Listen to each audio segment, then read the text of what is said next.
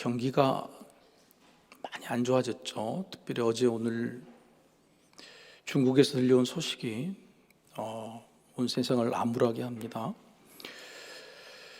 부동산 경기가 아주 땅을 치고 부동산 그룹들의 몇 개가 쓰러졌다는 겁니다. 이게 좀 큰일이죠.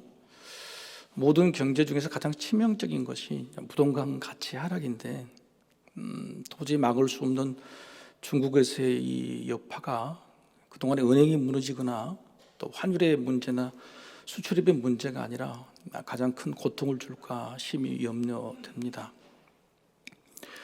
우리가 땅이라는 이미지, 부동산이라는 이미지는 이렇게 굉장히 중요하기도 하고 또 심각하기도 하고 때때로는 그것을 좋지 않은 것으로 안 좋은 이미지로 생각할 수가 있지만 원래 땅은 그렇지 않습니다. 사람의 첫 피조물 아담이라는 말이 아담아, 흙, 땅에서 이루어진 거죠. 그러니까 피조물 중에서도 땅이라는 거 굉장히 중요한 것입니다.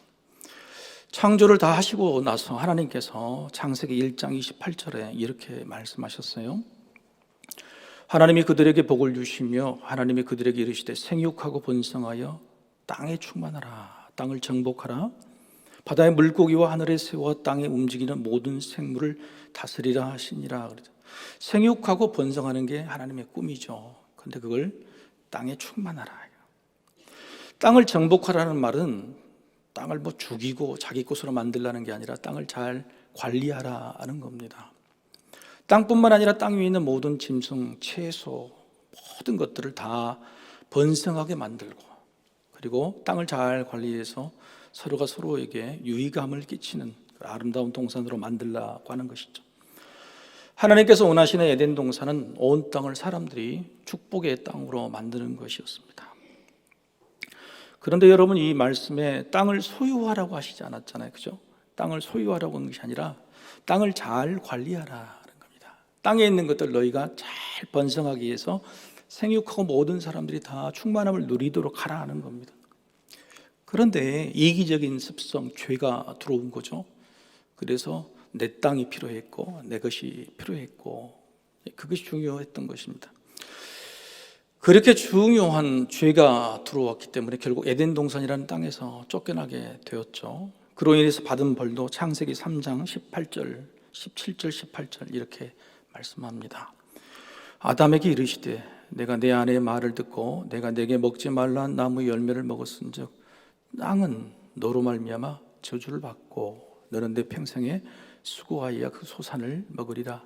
땅이 내게 가시덤불과 엉겅퀴를 낼 것이라. 내가 먹을 것은 밭의 채소인즉. 땅이 우리에게는 하나님께서 복으로 주신 것인데 땅과 사람은 서로의 적이 되고 엉겅퀴와 가시를 내고 그 땅 때문에 수고하고 애를 써야 소산을 겨우 먹을 수 있는 그런 상황이 된 것입니다. 자, 정리하자면 땅은 복이었습니다. 땅의 개념이 복이었습니다. 그런데 땅을 주신 하나님의 뜻이 뭐냐면 소유가 아니라 관리였어요. 잘 관리하라는 겁니다. 네 것 내 것 챙기지 말라는 겁니다. 네 것으로 네 땅 위에 탑을 쌓지 말라는 겁니다. 네 땅 위에 재물과 물질을 쌓아놓지 말라고 하는 겁니다. 그것 때문에 서로 전쟁을 하고 싸우고 땅 뺏기를 하지 말라는 겁니다. 모든 땅 위에 있는 것들이 다 공평하고 제자리에서 관리하는 것이 그게 복인데 사람들은 내 것을 챙기다 보니 결국은 땅이 우리에겐 복이 아니라 저주가 되게 된 것이죠. 여기 딱 개념이 딱 하나입니다. 우리가 땅을 여전히 우리에게 주신 복으로 여기려면 내가 땅에 대한 개념이 소유인가 관리인가 이것입니다. 소유인가 관리인가죠. 오늘 본문의 내용은요, 가나안 백성들이 이스라엘 백성들이 가나안 땅으로 들어왔습니다. 가나안 땅에 들어와서 이제 가나안 땅을 12지파가 나누어 갖는 그런 일, 그 분배하는 일들을 기록한 것이죠. 지도를 한번 보실까요? 여러분 잘 아실 겁니다. 이스라엘의 지도는 여기 있는 이 갈릴리 바다 호수하고 이 사해 이게 기준입니다. 그리고 그에 흐르는 그게 강이 요단강이죠. 그래서 이쪽은 요단강의 동편, 이쪽은 요단강의 서편이라고 말하는 거죠. 이스라엘 백성들이 요 밑에서 이렇게 들어와서 이렇게 길갈 쪽으로 와서 하나님이 주신 약속의 땅은 요단 서편이었습니다. 그런데 이 길을 통과하다 보니까 이 세 지파, 므낫세 반이라는 건 뭐냐면은 므낫세 절반이라는 뜻입니다. 왜냐하면 이쪽도 므낫세가 있죠. 이쪽도, 그래서 므낫세 절반 반 지파 그러는 겁니다. 갓 지파, 이 루벤 지파가 자기 것이 심에 많았습니다. 양떼가 많고 그 어떤 지파보다도 자기 소유가 많았어요. 내 것이었습니다. 내 것을 챙겨 먹기에 내 땅이 필요했던 것이죠. 그래서 하나님이 주신 약속의 땅으로 넘어가지 않고 이 땅에 주셔서 여기에 살고 싶습니다. 내 땅 만들고 싶습니다. 그래서 모세가 굉장히 화를 냈죠. 너희가 여기에 넘어와서 여기 있는 모든 땅을 정복한 다음에 그때 이 땅, 약속의 땅을 너희에게 주겠다. 그래서 그렇게 정복 전쟁이 끝나고 이 세 땅들을 물려받게 분배되는 그 내용을 오늘 이야기하고 있는 것이죠. 여러분 여기 보시면은 이 므낫세하고 갓, 르우벤 보면은 여기 뒤에 아람 족속이 있죠. 암몬 족속이 있죠. 모압이 있죠. 여기가 원래 이들의 땅이었습니다. 모압, 그죠? 암몬. 바산은 옥과 헤스본왕 시온의 땅이었는데 훗날 이들이 이 세 지파가 계속적으로 여기를 공략하고 결국은 시달리다 못해서 훗날 이 세 지파는요, 세 지파의 점령의 이 땅은요, 이스라엘에서 역사에 사라져버립니다. 이스라엘 역사에서 사라져버려요. 북이스라엘이 멸망하기 100년 전에 이미 아람 군대가 쳐들어와서 이 지파를 완전히 멸망시켜버리죠. 하나님께서 약속하신 땅이 아니었기 때문에 그렇습니다. 첫 번째는. 그리고 자기들이 달라고 했으면 책임을 지고, 자기가 달라고 했으면 자기가 책임을 지고 지켰어야 되는데 끝까지 지키지를 못하게 된 것이죠. 하나님이 약속한 땅은 이들이 설령 좀 부족하더라도 하나님께서 끝까지 지켜주시게 된 것입니다.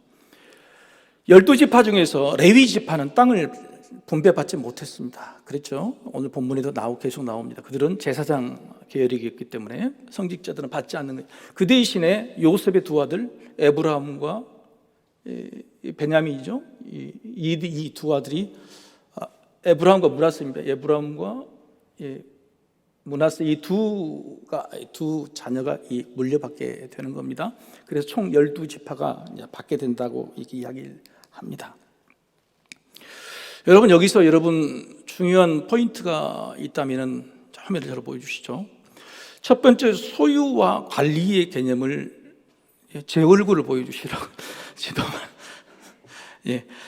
소유와 관리의 개념이 얼마나 중요한가라고 하는 겁니다. 하나님께서 이 땅을 우리에게 소유의 개념으로 주시지 않았습니다. 그런데 그것을 소유의 개념으로 우리가 할 때는 싸움이 되고 다툼이 되고 실제적으로는 자기 소유를 차지할 수 없게 되는 거예요. 그런데 하나님, 이게 내 것이 아닙니다. 하나님이 책임져 주십시오. 우리는 잘 관리하겠습니다. 그러면 영어트로 누가 관리해 주시고 소유해 주시는 거예요? 하나님이 해 주시는 거라는 그 사실을 깨달아야 되는 겁니다. 우리가 평생 가지고 갈 것도 아니고 내 것이라고 아무리 못을 박아도 우리가 차지할 수 없는 것이 있잖아요. 하나님이 주신 시간이든 물질이든 자녀든 그것은 관리하는 것이지 소유가 아닙니다. 소유에 대한 개념이 있을 때 정말 우리는 소유할 수 없게 되는 거예요. 그래서 어떻게 하면 잘 관리하게 되는 것인가, 이게 굉장히 중요한 의미라고 하는 겁니다.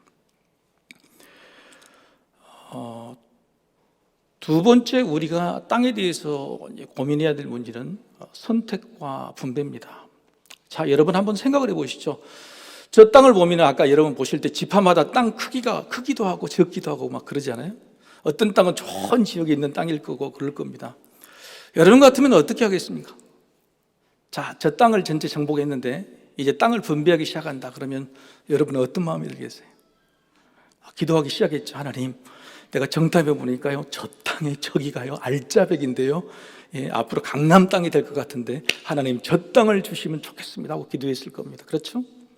그렇게 기도해서 응답을 받으면 더 감사하지만 응답받지 못한 사람들은 불신이 생겼을 것입니다. 어떤 방법으로 그걸 분배하더라도, 그리고 하나님의 기도에서 응답받게 되는 것이라도 해도 사람들은 불평과 불만이 생기게 될 것입니다. 여러분, 이 문제는요, 선택과 분배의 문제가 아니라 소유와 관리의 문제에서도 마찬가지였어요. 아까 요단 동편에 있는 지파들이요, 이제 여호수아 22장에 가면 무슨 사건이 되냐면 이제는 자기 자리로 이제 땅을 분배받아서 갑니다. 가는 도중에 요단강 경계에서 제단을 하나 만듭니다. 제단을 쌓습니다.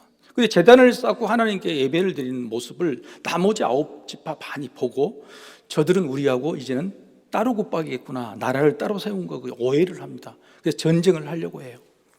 나라가 갈라지게 될 위기에 처해 있습니다. 그때 요단 동편에 있는 세 지파가 변명을 하죠. 해석을 하죠. 뭐라고 해석하냐면 그들도 알고 있었던 것입니다.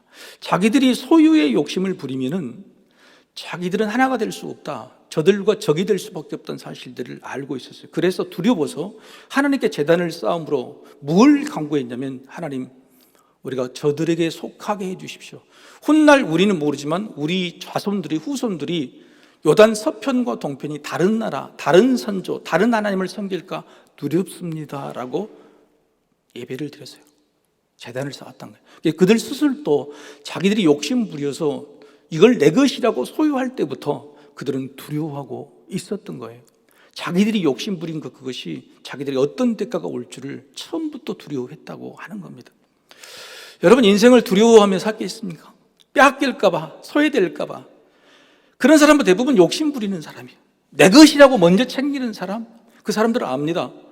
여러분도 우리 옆에 보면 자기 것 먼저 챙기는 사람이 있죠. 근데 그 사람은 항상 날이 서 있어요. 좋은 것을, 남들보다 좋은 것, 자기 것을 빼앗기지 않으려고 하는 날이 서 있는 사람, 절대 하나가 될 수 없는 사람이에요. 그럼 인생이 피곤하잖아요. 그거 자기 것 소유권 몇 개 챙기려고 보다가 자기 가족 챙기고 자기 물질 챙기다가 자기 인생 챙기다가 결국은 따로국밥이 되고 그런 염려와 불안 속에 살게 되는 거예요. 요단 동편의 세 지파는요, 처음부터 거기에 대한 두려움과 염려를 가지고 있었어요. 결국 훗날 솔로몬 시대까지는 저 나라들이 다 보존되는데, 솔로몬 이후의 시대에 저 세 나라는 아람의 공격을 받고 완전히 사라져버립니다. 그리고 영원토록 지금도 저 땅은 요르단, 시리아 땅이고 이스라엘 백성의 땅이 아니게 된 거죠. 우리가 인생의 진정한 축복, 복을 받고 살려면 하나님이 우리에게 주신 것에 대해서 소유인지 관리인지에 대한 개념을 잘 가지고 있어야 된다고 하는 겁니다. 두 번째, 아까 같이 선택과 분배입니다. 우리는 선택하기를 바라죠. 우리가 선택해서 기도하고 선택해서 얻기를 원합니다. 내가 선택한 이것이 맞다고 생각하죠. 그런데 하나님의 입장에서는 선택이 아니라 분배가 오히려 공정하다고 이야기를 하세요. 근데 여러분, 분배를 할 때에 누가 분배원들 여러분 동의해 주게 하겠습니까? 자, 여러분 이렇게 딱 있는데 제가요, 우리 성도들 500명 다 똑같은 기준으로 싹 분배하면 여러분 마음속에, 목사님, 저는 교회에 30년 나오고요, 저는 교회에 1년밖에 안 나왔는데요, 어떻게 똑같이 분배해 줍니까? 여러분, 사람이 선택하는 기준은요, 별로 선택의 기준이 다 있어요. 직분을 맡든지 보직을 맡든지 아니면 뭐로든지 어떤 자기가 선택한다는 기준은요, 공정이라는 게 별로 없는 거예요. 그래서 하나님께서 너희에게 주는 것은 선택이 아니라 내가 주는 것 분배다 고 말씀하시는 거예요. 그래서 그 공정한 방법으로 제비뽑기를 하시는 겁니다. 제비뽑기를. 여러분, 제비뽑기라는 것이 굉장히 하나님께서 인생의 역사에 개입하는 가장 공정한 방법임을 우리가 인정했으면 좋겠다고 하는 겁니다. 이것은 구약의 율법뿐만 아니라 신약에서 우리는 사도를 보충했을 때, 마띠아 사도를 뽑았을 때도 제비뽑기로 뽑았던 역사가 있죠. 여러분에게 제가 한번 말씀드렸던 그 예화인데, 순천에 어떤 교회가 담임 목회자를 뽑으려고 했습니다. 근데 담임 목회자를 처음 뽑아가지고 재직에 올렸는데 재직에서 부결시켜버렸어요. 당회와 재직회가 싸움이. 그리고 다시 6개월, 1년 걸쳐서 또 담임 목사를 또 뽑았어요. 또 인사했는데 또 부결을 시켜버렸어요. 그래가지고 교회가 쑥대밭이 되고 싸우게 된 겁니다. 2년 반, 3년이 돼서 마지막 세 번째 담임 목사를 뽑아서 그때는 어떻게 했냐, 재직에 투표를 붙인 게 아니라 제비뽑기를 했어요. 두 사람 올려서 제비뽑기를 했는데 놀랍게도 한 표 차이로 이분이 됐대요. 두 사람 중에. 그럼 여러분, 이 경우를 보고 그 교회가 지금까지 든든하게 섰을까요? 안 섰을까요? 섰죠. 누가 뽑아주셨습니까? 하나님이 뽑아주셨습니다. 조금 부족하고 연약하더라도 하나님이 뽑아주신 방법, 저는 이것을 굉장히 선호하는 사람이에요. 우리에게 임직자 투표도 그랬으면 좋겠어요. 여러분, 이게 하나님께서는 선택과 분배의 문제에 어떤 것이 더 공정한가를 하나님 하셨던 거예요. 어떤 선택의 기준이라도 하나님이 선택하지 않고 우리가 선택하게 되면 거기는 불평과 불만이 생기게 된 겁니다. 그래서 하나님 입장에서 분배해 주고, 그것도 사람들이 이해할 수 있는 공정한 기준을 가지고 하는 겁니다. 사랑하는 성도 여러분, 하나님께서 우리에게 주신 것이 물질뿐만 아니라 우리에게 달란트도 주셨죠. 5달란트, 2달란트, 1달란트. 그게 하나님이 주신 게 아니라 우리가 노력해서 번 거라면 우리는 하나님께 대들었을 겁니다. 1달란트 받은 사람도 하나님께 항의했을 겁니다. 그러나 그건 누가 주신 거죠? 하나님께서 우리에게 분배하게, 너에게 맞는 분량만큼 적절한 몫으로, 기업으로 주신 것이죠. 그래서 우리는 거기에 대해서 항의하지도 못하고 가장 공정한 기준으로 하나님께 감사하며 살아라 하는 것이 예수님의 말씀이기도 합니다. 세 번째, 우리가 오늘 본문에서 봐야 될 것은 뭐냐면 기업이라는 것입니다. 여러분, 오늘 우리 땅을 나눠주면서 뭐라 그랬죠? 기업이라고 말하죠. 기업이 뭐죠? 주식회사? 합차회사? 이게 기업일까요? 성경에서 말하는 기업은 뭐냐면 나할라라는 히브리 나할라. 두 가지 의미가 있어요. 하나는 한번 따라해 볼까요? 하나님의 선물. 하나님의 선물. 네가 노력해서 얻는 게 아니고 하나님께 주신 것이라는 거예요. 하나님께서 주신 것이라는 의미에서 기업이라고 말합니다. 두 번째 기업의 의미는 한번 따라 볼까요? 상속에. 그러니까 물려가라, 이어가라고 하는 겁니다. 이어가. 하나님께서 우리에게 주신 이 천지 만물을 우리만 잘 먹고 잘 살아서 남벌하고 포획해가지고 싹 없애버린 게 아니라 그걸 잘 관리해서 이어가라고 하는 거예요. 이어가라. 그게 하나님의 뜻이었어요. 그래서 기업이라는 뜻의 이미지 두 번째는 뭐냐면은 너희가 잘 관리해서 승계, 물려주라고 하는 것입니다. 하나님께서 우리에게 기업, 승계, 상속의 이미지로 주신 것은 세 가지입니다. 첫 번째, 오늘 본문처럼 땅, 지경입니다. 땅이라고 하는 것은 하나님께서 우리에게 주신 터전이죠. 그 땅이 크든 작든 어디든 우리에게 주신 그 땅에서 우리가 잘 관리해야 된다 그럽니다. 여러분, 아파트에 사십니까? 아파트에 사실 때 혹시 엘리베이터에서 인사 잘 하십니까? 이웃들에게 인사 잘 하시고, 또 동네에서 쓰레기 많아 분리수거를 잘 하십니까? 여러분, 이게 뭐냐면 땅을 잘 관리하는 거예요. 이웃과 싸우고 니는 네 것, 나는 내 것, 이것은 하나님 주신 내 기업 땅을 잘 관리하는 것이 아니라고 하는 겁니다. 그래서 여러분, 되도록 이웃과 친하게 지내십시다. 우리 옆 사람한테 인사합시다. 지난 주일날 우리 인사 어떻게 했죠? 다 잊어버리셨죠? 다시 한번. 예수님 오셨습니까?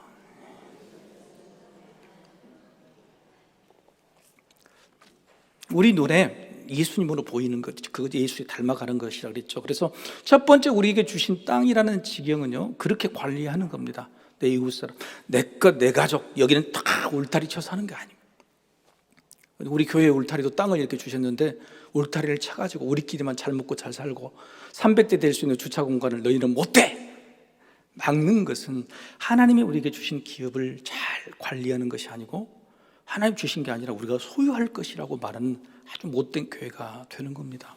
그래서 이 땅을 우리가 정말로 잘 관리하는 첫 번째 주차장을 개방하는 거, 여러분, 이게 절대 나쁜 일이 아니다, 작은 일이 아니다는 것을 믿으시길 바랍니다.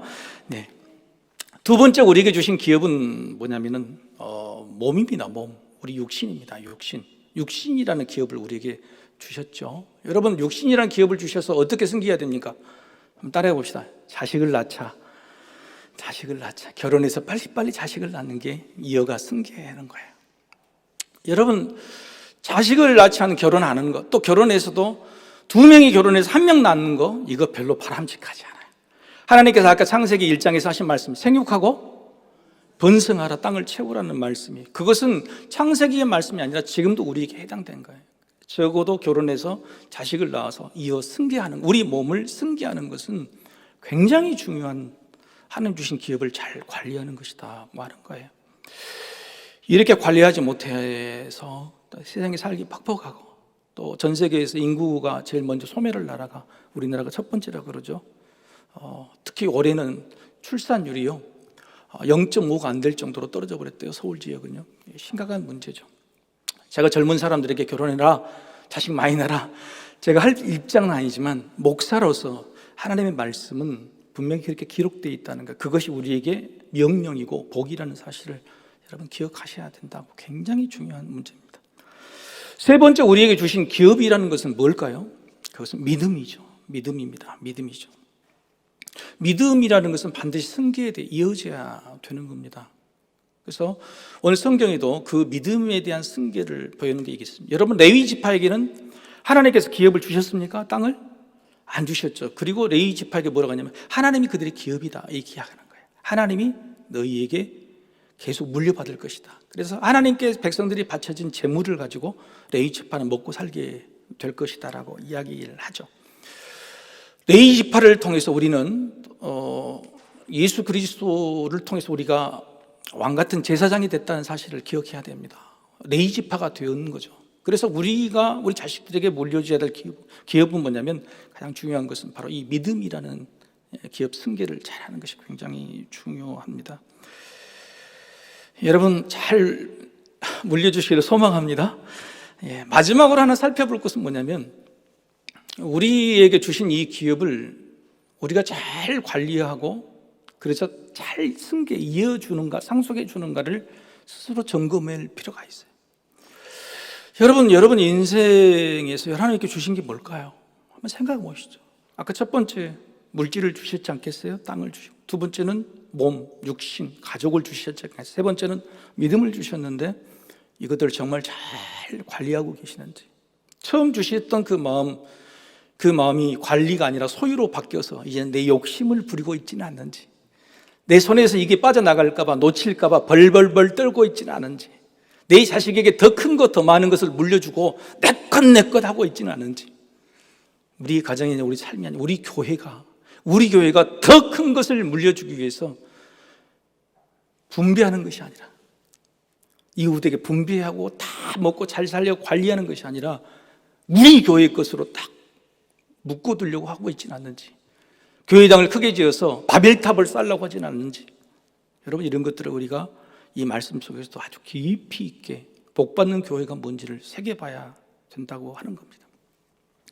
놀랍게도 우리가 그렇게 살지 못했다 그러면 하나님께서 하나님이 주신 것에 대해서 잘 관리하지 못하고 기업으로 상속하지 못했던 것에 대해서 하나님께서 기회를 주세요. 놀랍게도 하나님 주신 율법 중에 무슨 제도가 있냐면 희년이라는 제도가 있습니다. 희년이라는 제도 아시죠? 50년이 되면은 하나님이 주신 기업을 전부 다 다시 회복시키는 겁니다. 여러분 이 기업은요 다른 사람이 팔지 못합니다. 자기 자손에게만 물려주게 돼 있어요. 그런데 살다가 너무너무 힘들어서 사람들에게 팔고 거래하는 사람들 50년이 희년이 되면은 다시 원상태로 다시 복구시켜줘야 돼. 다 되돌려줘야 됩니다. 그래서 여러분 부동산 가격도 틀렸대요. 희년이 50년 남았으면 1억인데 희년이 2년 남았으면 500만 원도 안 된대요. 왜? 2년 있다가 다시 돌려줘야 된다는 거예요. 이스라엘 백성들도 희년을 그렇게 지켰다고 하는 거예요. 여러분 이게 하나님께서 우리에게 주신 기회 아닌가요? 그동안에 잘 관리하지 못하고 소유를 잘못하고 승계하지 못해서 엎어버리고 잃어버린 것들 50년 후 희년이 되면 하나님께서 다시 회복시켜 주시는 것이다. 종이 되었던 사람도 노예되었던 사람도 다시 자유인으로 풀어주고 땅도 풀어주고, 여러분 이게 빚도 다 탕감해 주는 거예요. 50년이 돼서. 그래서 하나님께서 우리에게 50년 희년이 되면은 우리가 잘못 관리하는 것, 우리가 욕심부려서 잃어버린 것, 그것들을 다시 회복시킬 기회를 주셨다고 하는 그 하나님이 얼마나 감사한지 모릅니다. 여러분 인생을 한번 되돌아볼까요? 인생이 70, 80 정도 되는데 우리가 정신을 차리고 우리 인생에 우리 삶, 우리 가정을 꾸리고 살 때가 25, 30입니다. 30부터 살기 시작해서 50년을 살았다 그러면 80 정도 되겠죠. 자, 80 정도 돼서 희년이 됐습니다. 그럴 때 여러분이 돌이켜 봐야 돼요.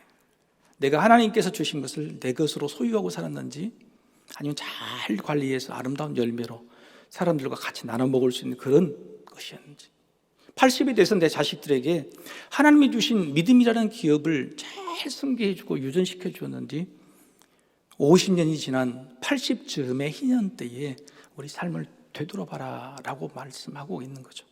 적어도 그때 하나님께서 우리에게 주신 초심을 잃지 않게 되기를 소망합니다. 70, 80 노역에 그때 오히려 내 것을 더 움켜쥐려고, 죽는 순간까지도 이걸 가져가려고 내 자식만 생각해서 더 많이 물려주고 하는 그런 노역에 시달리지 말고 70, 80이 돼서 희년이 되면은 행여 못 살았더라도, 행여 하나님 주신 기업을 잘 유전 못했더라도 다 느슨하고 풀어주고 원상태로 회복하는 그런 마음, 그렇게 하나님을 만나야 된다라고 하는 것이죠. 사랑하는 성도 여러분, 우리 모두 다 똑같습니다. 다 우리가 맨몸으로 왔다가 맨몸으로 가는 거죠. 단지 하나님 앞에 섰을 때에 두 가지를 물어보는 것이죠. 내가 너에게 준 것을 잘 관리했느냐? 내가 너에게 준 것을 잘 물려줬느냐? 이 두 가지를 우리가 생각하면서 우리가 그런 사람, 또 교회가 그런 교회가 되기를 주님의 이름으로 축복합니다. 우리 한번 기도하겠습니다.